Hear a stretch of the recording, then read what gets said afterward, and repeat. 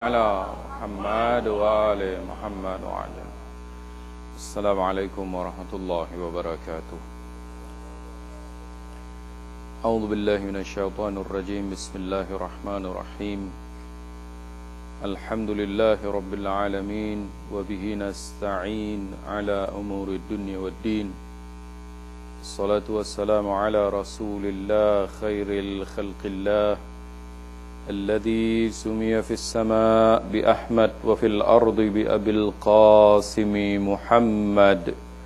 اللهم صل على محمد وآل محمد وعلى أهل بيته الطيبين الطاهرين المعصومين، لا سيما بقية الله في الأرضين الحجة بن الحسن القائم المنتظر المهدي.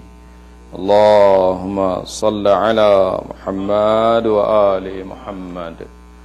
عجل الله تعالى فرجه الشريف ولعنة الله على أعدائهم من الآن إلى قيام يوم الدين. صلى الله عليك يا سيدي ومولاي يا رسول الله. صلى الله عليك يا سيدي ومولاي يا أبا عبد الله. غريب شهيد مقتول بكربلاء، عطشان بجانب الفرات، مقطع الأعداء مرمل بدماء، مذبوح من الكفاء،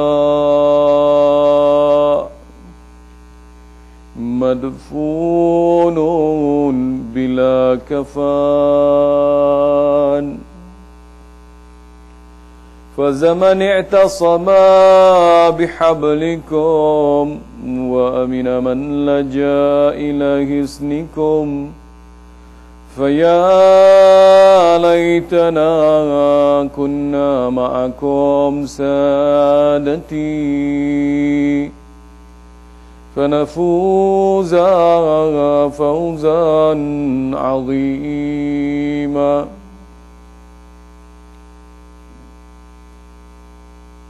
Salam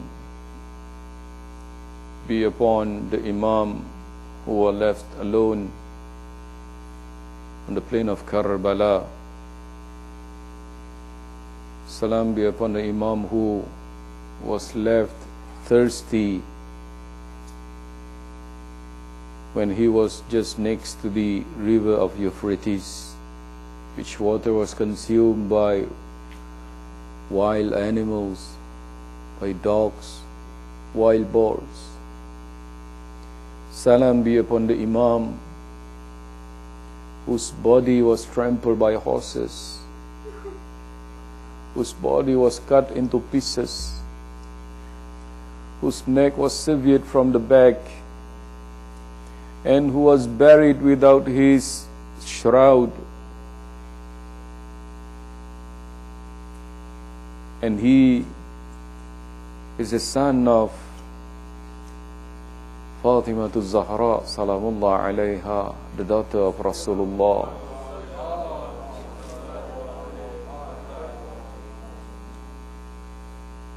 May Allah subhanahu wa ta'ala, as according to the sayings of our Imam, Ainun baqiya ala musabil Hussein la yabki yawm al-qiyamah. That is, eyes which cry on the tragedy of Al-Hussein will not cry on the day of Qiyamah. In the hereafter, those eyes that have cried for Al-Hussein while they were in the world, they will not be crying. And may Allah subhanahu wa ta'ala make us among those people, insha'Allah. When Imam Hussein alayhi salam was born, when the Jabra'il, the angel, came to Rasulullah and related the news of Al-Hussein being killed in Karbala, the news was hidden from his mother until the time it is said that somehow she came to know. She confronted Rasulullah sallallahu alayhi wa alihi wasallam, and then Rasulullah had to declare to Fatima Zahra. It is then that Fatima salamullah alayha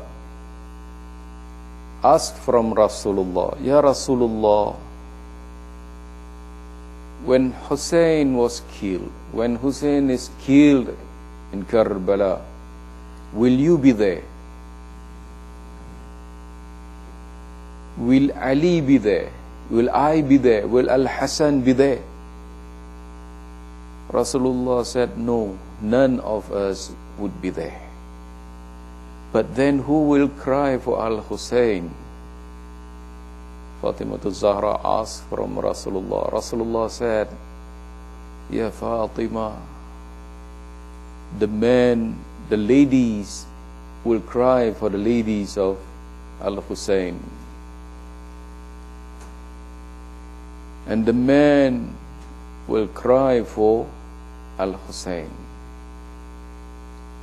And the children will be crying for the children of Al-Hussein. May Allah subhanahu wa ta'ala make us among those that had been prophesied by Rasulullah Muhammad sallallahu alayhi wa alihi wa sallam. So children, brothers, tonight we will discuss something about Shaheed, martyrs and martyrdom. In Al-Quran Al-Karim, Allah subhanahu wa ta'ala mentions, A'udhu billahi minash shaitanir rajim, وَلَا تَحْسَبَنَّ الَّذِينَ قُتِلُوا فِي سَبِيلِ اللَّهِ أَمْوَاتٍ بَلْ أَحْيَاءٌ عِنْدَ رَبِّهِمْ يُرْزَقُونَ فَرِحِينَ بِمَا آتَاهُمُ اللَّهُ مِنْ فَضْلِهِ وَيَسْتَبْشِرُونَ بِالَّذِينَ لَمْ يَلْحَقُوا بِهِمْ مِنْ خَلْفِهِمْ أَلَا خَوْفٌ عَلَيْهِمْ وَلَا هُمْ يَحْزَنُونَ. صدق الله العلي العظيم. That is, in this ayat, Allah subhanahu wa ta'ala says, do not consider that those who are killed in the way of Allah as dead, but they are alive and they are being blessed by Allah, bestowed by Allah with the best. And Allah says again, Farihina bima atahumullahu min fadli. They rejoice with what Allah has given them. Wayastabshirun, that is, they are given the glad tidings, good news. Billadhina lam yalhaqu bihim, about those that they have not met with. You know, when they left the world, they become martyr. Those that were left, the news of these people that they have not met are still given to them. They are receiving news about those people that they love. Ala khawfun alayhim wa lahum yahzanun. And there is no fear for them, and nor are they sad. Sadaqallahu al-alim al-azim. Brothers, children, you know, there are so many ayat, there are so many teachings, ma'alim, Islami, there are so many teachings in Islam which have been misunderstood or misinterpreted, misconstrued. Last night I've mentioned about how people claim about there is no compulsion in Islam. You are free to do whatever you want, and nobody can force you, coerce you into accepting Islam and performing your obligations. They said, La ikraha fid din. The same with ayat regarding martyrs and martyrdom. There are so many people who are interpreting verses of Al-Quran, the whole of Al-Quran themselves, with their own understanding, with their limited understanding. They give interpretations. They interpret Al-Quranul Kareem in such a way that benefit them. There are people who interpreted a hadith of Rasulullah, ayat of Al-Quranul Kareem, and they permit the killing of Shias. They say, for one Shia you kill, you will be rewarded with 70 angels in the paradise, in heaven. There are so many kinds of narrations that they will quote and derive whatever that they want according to their desire. And there are so many other things. There are so many verses of Al-Quran, among others regarding the cutting of the hand. You must have heard of the law regarding anyone who steals, then his hand is chopped off. You must have heard of that.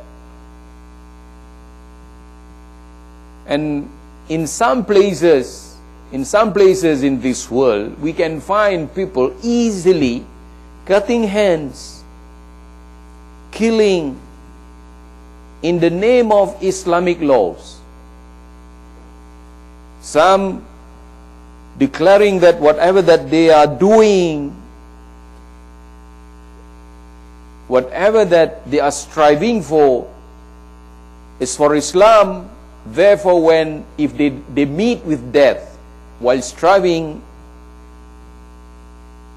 while fighting, while waging war, then they are considered as martyrs. They achieve martyrdom. They become shaheed. They make their own interpretation of Al-Quranul Kareem and the sayings of Rasulullah sallallahu alayhi wa sallam. Allahumma salli ala Muhammad. The same thing with, for an example, about the cutting of the hands. Someone who steals, according to some people, they make their own derivation, of course.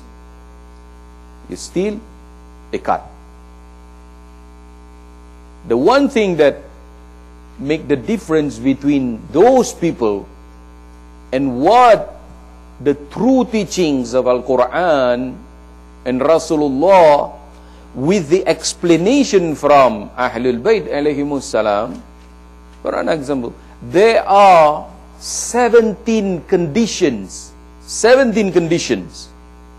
17 conditions must be there before anybody's fingers can be cut for stealing.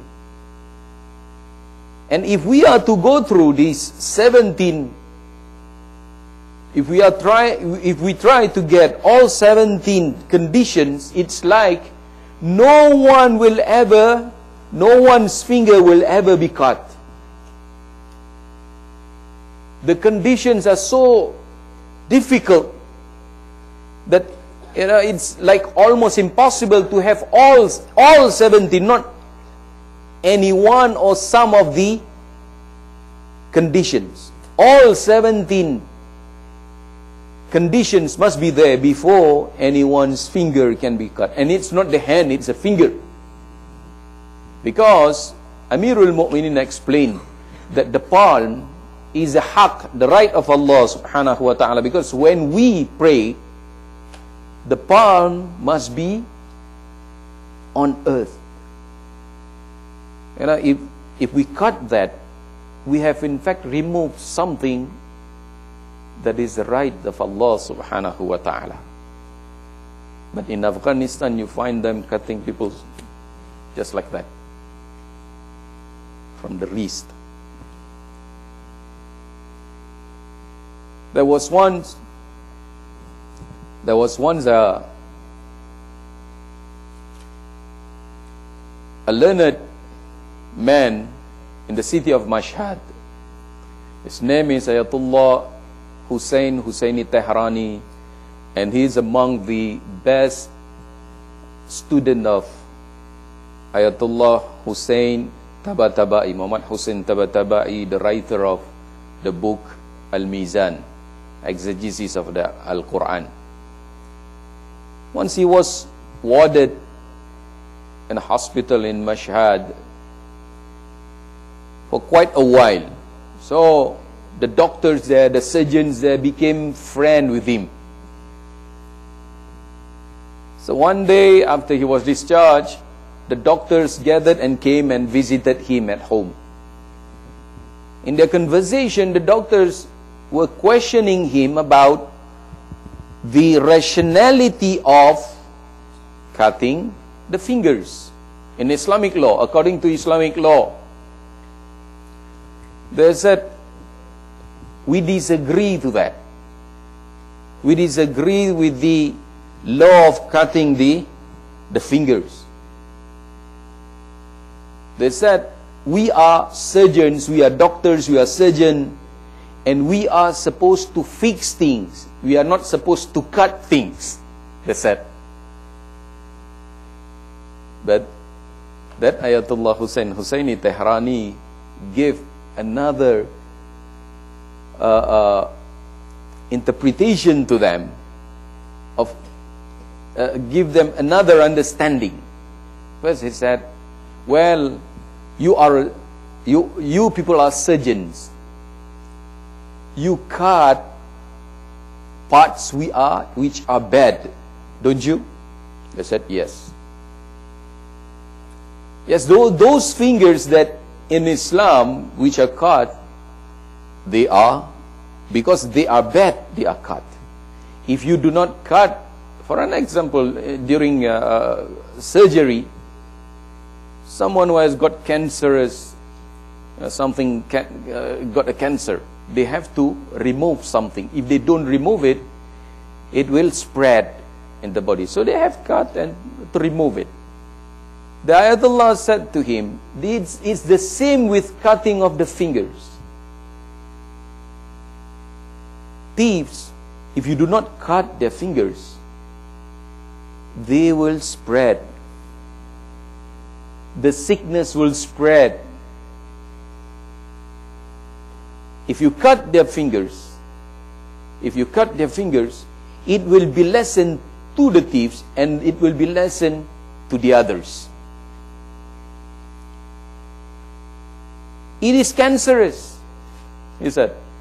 You know, stealing is cancerous. You cut them, their fingers. But he said, with 17 conditions fulfilled, then you can cut these fingers. When I read through the 17 conditions, I felt that, you know, it's like impossible for anyone ever to have his fingers cut. It's like almost impossible for anybody's fingers to be cut. Because finding all the 17 conditions is not easy. So the doctors, the surgeons came to understand the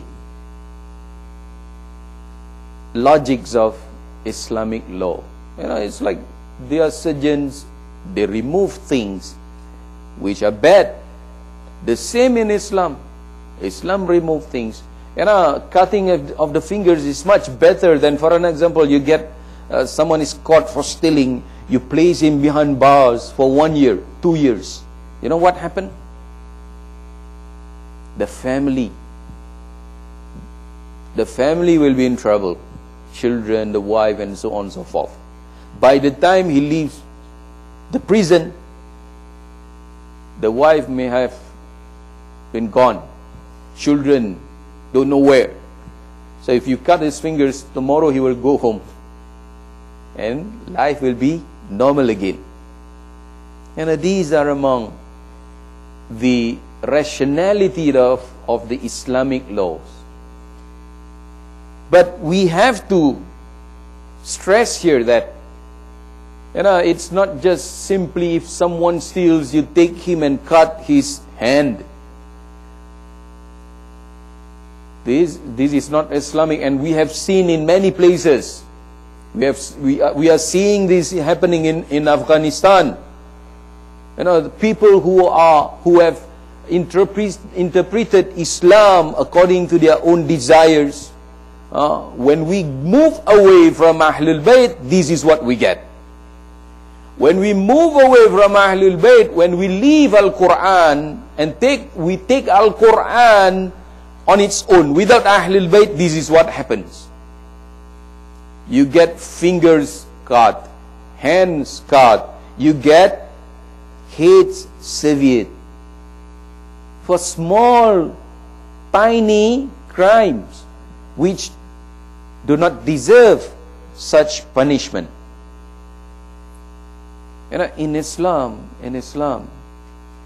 these punishments are supposed to be lessened.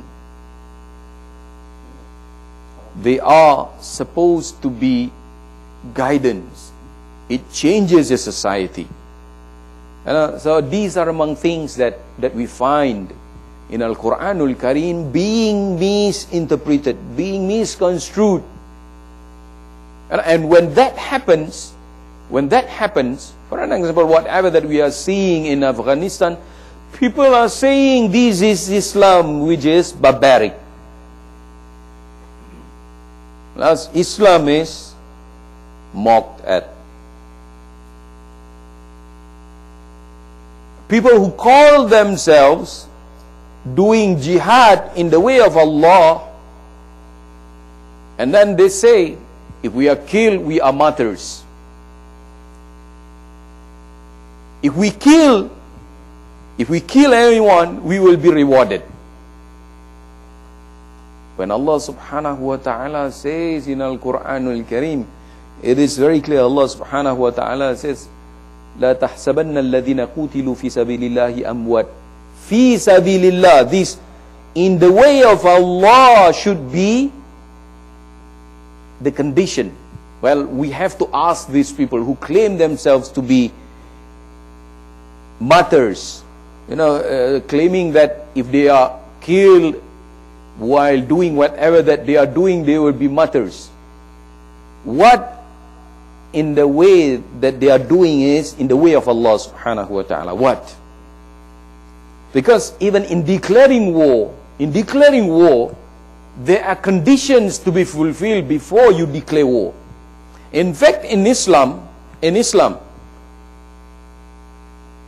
the absence of any of the ma'sum, no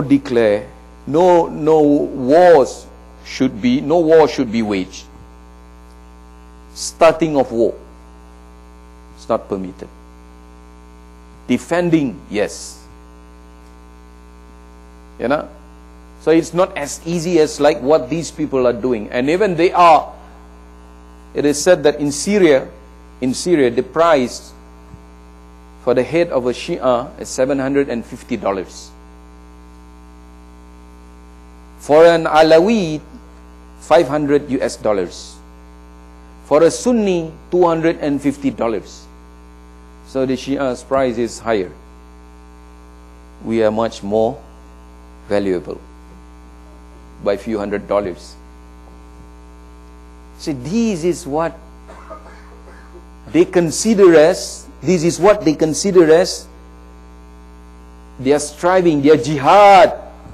And if they are killed, they are considered martyrs. They are considered martyrs. We look back, and there are so many things which are being misinterpreted, misconstrued in Islam, which gives bad image of Islam. For an example, another thing that I would like to share. Rasulullah Muhammad sallallahu alaihi wa alihi wasallam, Allah mentions in Al-Quran, إِنَّكَ لَعَلَى خُلُقٍ عَظِيمٍ. You are one with great morality. And today, misinformation, that is, we find that people branding the messenger of Islam as a sex maniac, pedophile. You know? Why? Of course, because of claims that one, he got married to a young girl by the age of 9, which is of course questionable, and we disagree to that. And secondly, because there are so many narrations from him that have been misinterpreted. For an example, he said, "Hubbiba ilayya thalath." 3 things are dear to me. One is that perfume. Second, an-nisa, women. And third, qurratu ayn fi salah, prayer. Salat, he loved salat. So they interpreted that, he is crazy of ladies. He's after girls. For that reason, he got married to a 9-year-old girl. And he said, Minal iman, hubbun nisa minal iman. Love of ladies. A sign of iman. Now it's about girls, he said. He's someone, na'udhu billah. Allah subhanahu wa ta'ala says, إِنَّكَ لَعَلَى خُلُقٍ عَظِيمٍ. You have the best akhlaq, morality, ethics. And yet this is being said about him. Why did Rasulullah say, Hubbiba ilayya thalath, and among them, ladies, loving ladies? Because he said in many other sayings, he said, Man tazawwaja faqad ahraza nisfa dinihi. Anyone who marries, anyone who gets married, he has fulfilled half of his religion.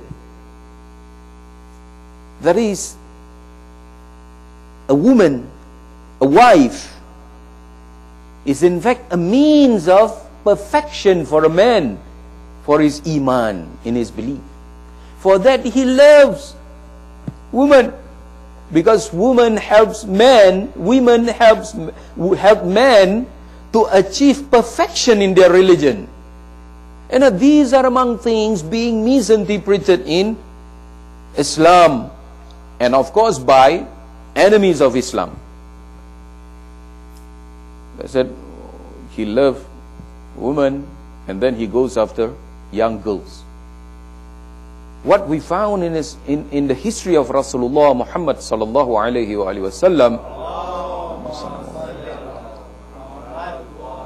he married 2 widows. He married 2 widows, and only one that was known to be a virgin, Aisha. And that also is questionable, whether she was 9 or not. But according to Shia, Ahlul Bayt believe it's not. She's much, much more older than that. And these are among misinterpretations that we find in Islam by Muslims and by non-Muslims. Of course, there are so many. There are always people who try to mock, who try to degrade Islam and the messenger of Islam and whatever Islamic teachings that we believe. But it is important that in places like this, in majalis like these, the mimbar is being used to explain the true Islam. When Allah subhanahu wa ta'ala mentions about martyrdom, Kutila fi sabilillah, kill in the way of Allah. Who should be the one who decides if anyone is killed in the way of Allah subhanahu wa ta'ala or not? And how? It's not as easy as anyone giving fatwas. Today, it's like in this world we will find from every few people, 10, 20 people, we find someone giving fatwas. Everywhere. Na'udhu billah, this not be among our practice, and we should be people who refer to our learned scholars who derive the knowledge from Ahlul Bayt alayhimus salam only. And that's where we are reminded of the words of Rasulullah who said, Inni tarikun fikum uthakalain kitaballah wa itrati ahla bayti la yaftarika hatta yaridda alayya al-hawd. That is, I have left among you two weighty things, Al-Quranul Karim, the book of Allah, and Ahlul Bayt, and these two will never be separated until they return to me at the pond. And anyone who holds steadfast to these will never go astray. So even in understanding Kutila fi sabilillah, those who are killed, first Allah subhanahu wa ta'ala says, La tahsabanna alladhina, there is nun ta'kid there. Do not, because there must have been people who consider that those who were killed in the way of Allah subhanahu wa ta'ala in defending Islam, they were not martyrs and they are dead. They are dead.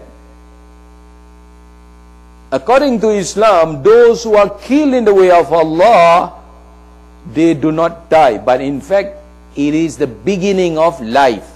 Bal ahya.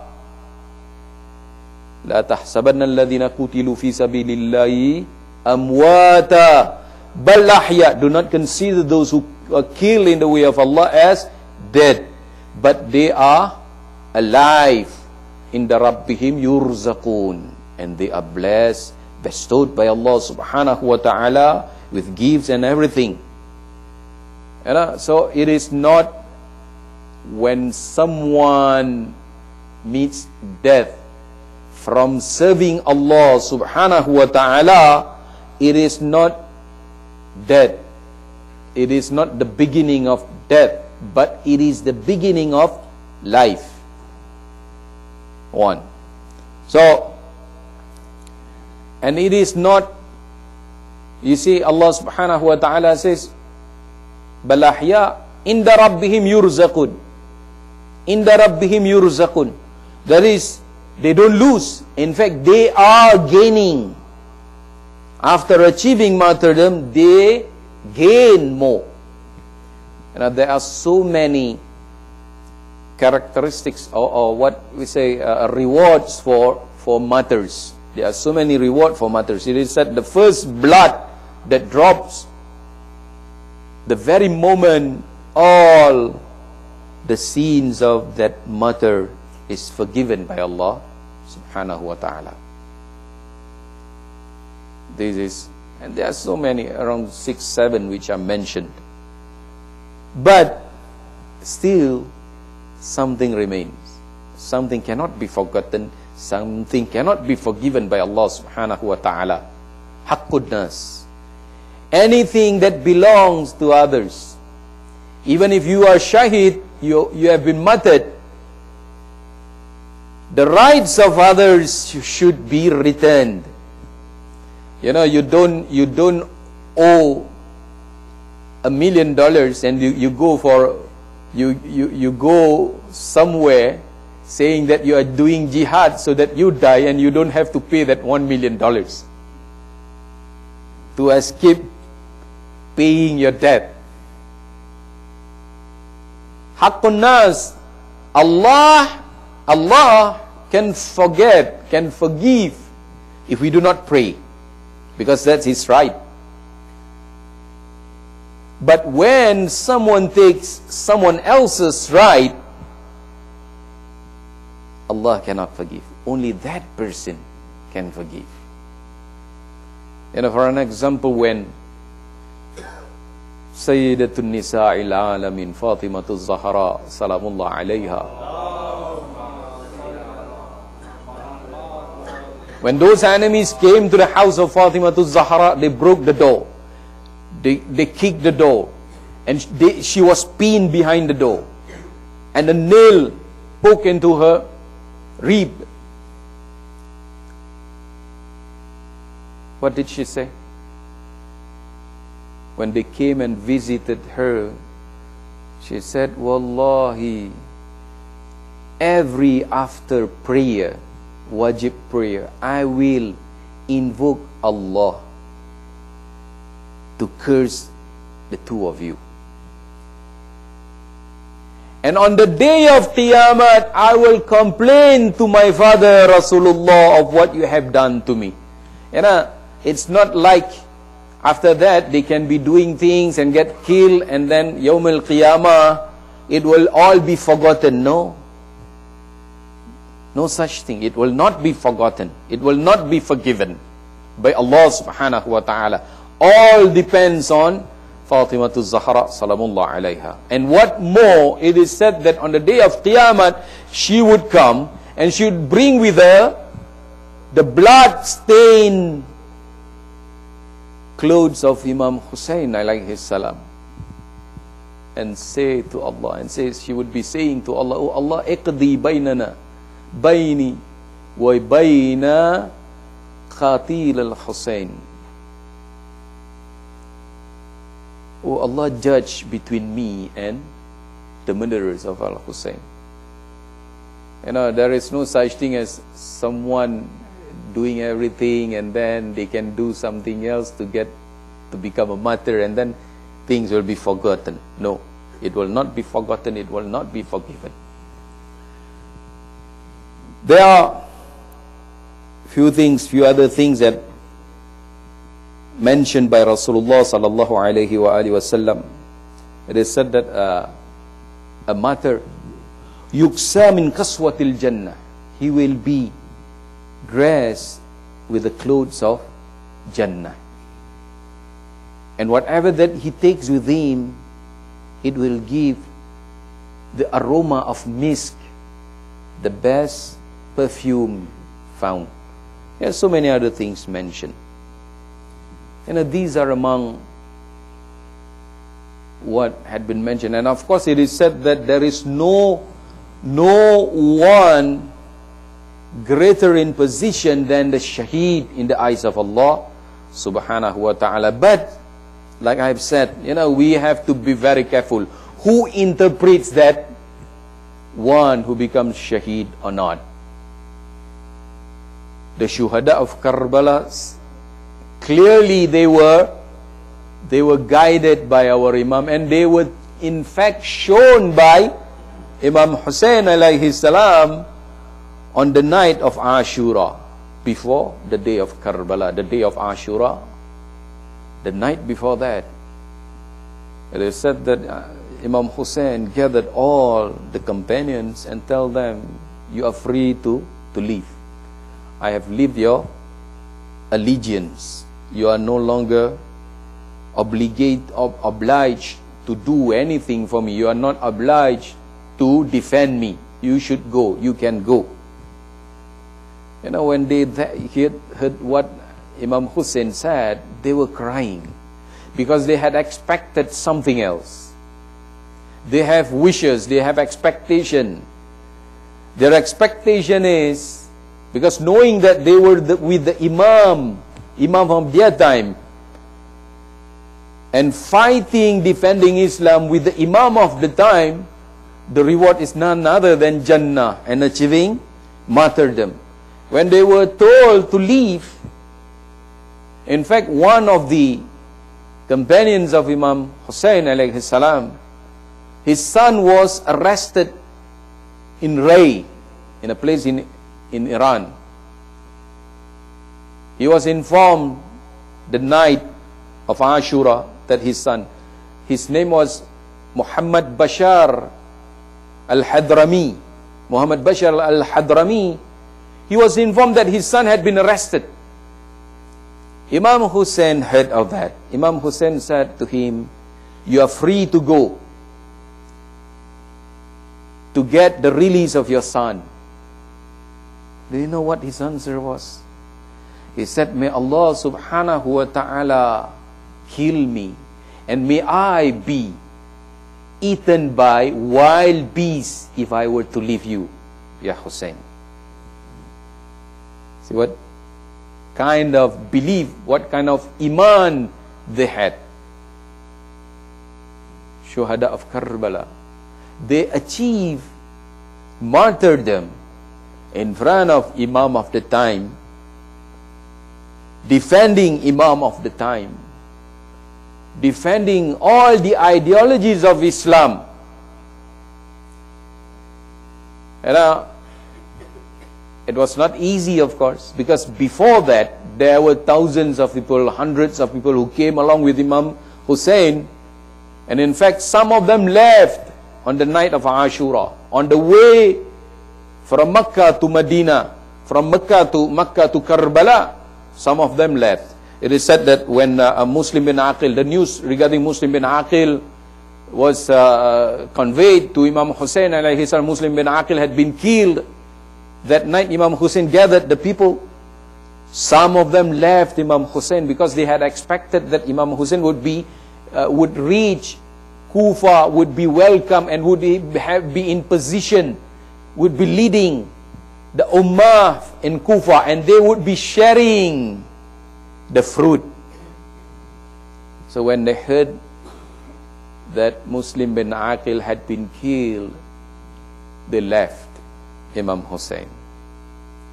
And Imam Hussein said to them, again, you are free to leave, but they said no. Zuhair bin Qayn said, "Oh Imam, if I'm killed and I'm burned and my ashes thrown for 1,000 times, I will still defend you and I will die for you. And I hope for the meeting with Rasulullah Muhammad sallallahu alayhi wa sallam, Yawm al-Qiyamah. And I will wish for, I expect for his intercession on the day of Qiyamah. 1,000 times burned and ashes thrown, he said, I will still sacrifice for you, ya bana Rasulillah." And among the shuhada of Karbala is Qasim bin al-Hasan. Qasim, the son of Al-Hasan al-Mujtaba, the son of Fatimah al-Zahra, salamullah alayha. Qasim was a boy aged almost 14 years old. Some of you are older than Qasim. But see the understanding of Qasim. It is said that after Imam Hussein had tested his companions and they did not leave, those saying, "Oh Imam, if I'm killed 70 times, I will still remain with you. 1,000 times burned, become into ashes, thrown into the wind, I will still die for you. If I have no sword, I have no lances, I have nothing, I will use stone to throw at the enemies until I attain martyrdom," they said. It is said that Qasim, after Imam Hussein alayhi salam had mentioned all these, he was walking with Imam Hussein. Imam Hussein gathered them. It is said Imam Hussein gathered them, and then after testing everyone, Imam Hussein said to them, look into the sky. Imam Hussein pointed and made a sign to the sky. The sky opened up, and there are places in Jannah were seen. Their places in Jannah were seen. And after that, Imam Hussein was walking along with Qasim, the 14-year-old boy, son of Imam al-Hassan. He asked Imam Hussein, Ya Ammi, O my uncle, tomorrow will I also be among the shuhada of Karbala? Will I be killed? Imam Hussein did not answer him, but Imam Hussein asked him, O my son, Ya Bunayya, Mal Maut, what is death to you? A 14 years old boy, logics and understanding. He said, being killed, defending you and defending Islam, defending truth, ahla minal asal. It is sweeter than honey, O uncle. See how a 14-year-old boy answered Imam Hussein. He said, being killed in the way of Allah, being killed defending Imam Hussein, being killed defending the truth is sweeter than honey.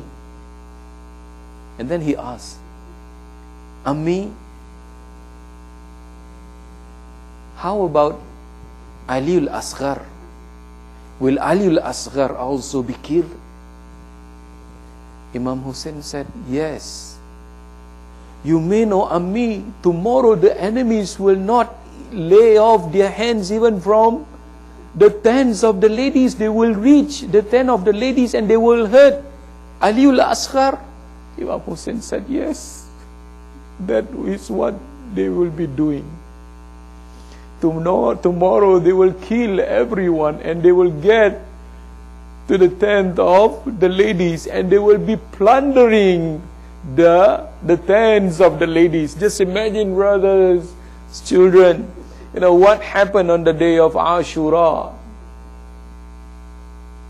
It is said that on the day of Ashura, after seeing so many companions attain martyrdom, Qasim, after seeing Aliul Akbar, after seeing so many other martyrs, he came to Imam Hussein alayhi salam. Ya Imam, please permit me to go to the battlefront. Imam Hussein embraced Qasim so hard and they were crying. Imam Hussein said, no, it's impossible. You are the son of my brother. You are Qurratu Ain. You are the light of the eyes of my brother. How can possibly I permit you to go to war and see you being killed in front of my eyes, my son? And it was a very long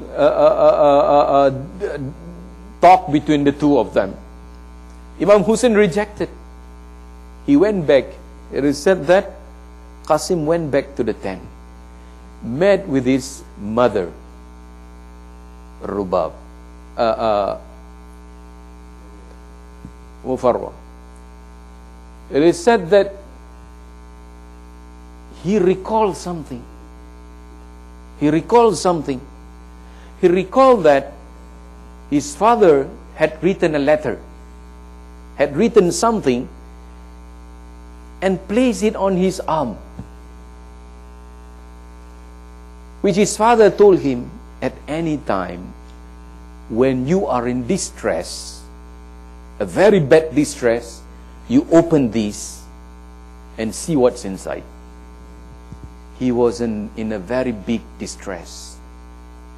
He was trying to defend Imam Hussein, and he wanted to die defending Imam Hussein, and he wanted to meet with his grandfather Rasulullah as a martyr, defending Imam Hussein. Now, Imam Hussein did not allow him, did not permit him.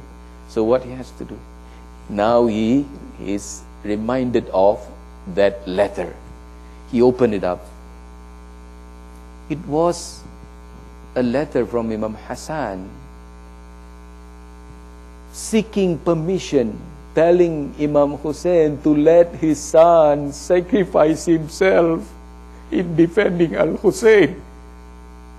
The Imam Hassan who said, La yawma ka yawmika ya Aba Abdullah. There is no day like the day, like your day, O Al-Hussein. And now his son, Al-Hassan, son, Qasim, is taking the letter to Imam Hussein.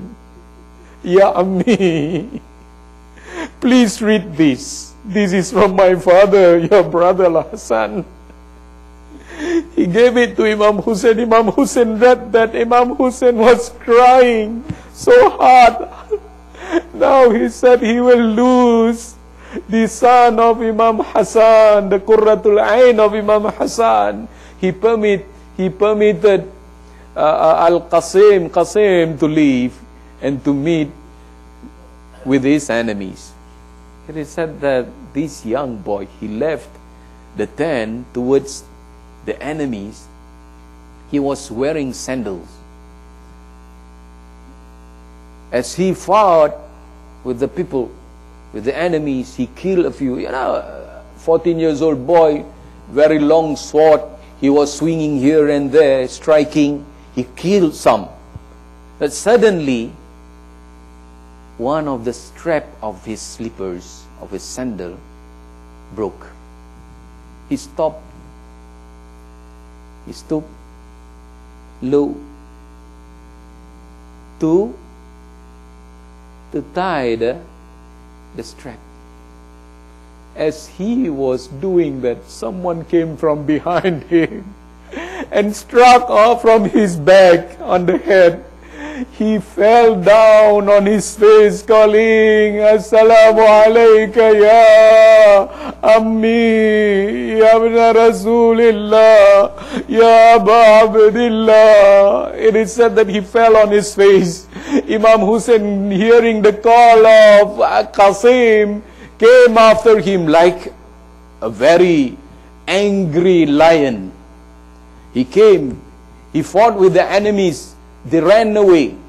It is said that by the time Imam Hussein reached there, the enemies managed to come around Qasim and they were hitting him. They were hacking him so bad that it is said that by the time Imam Hussein reached Qasim, and Imam Hussein was trying to carry Qasim, some parts of his body just dropped. Imam Hussein had to take a cloth. It is said Imam Hussein took a cloth and had to gather some parts of the body and carry Qasim back, saying, Oh my son, ma'azza ala ammi. It is very bad on your uncle that when you call for his help, he could not come to you. And by the time he come to you, the help is not beneficial anymore. Oh my son, inna lillahi wa inna ilayhi raji'un. Tonight is the night of Qasim, the newlywed of Karbala. And we have the tabarruk of Qasim tonight. Inna lillah.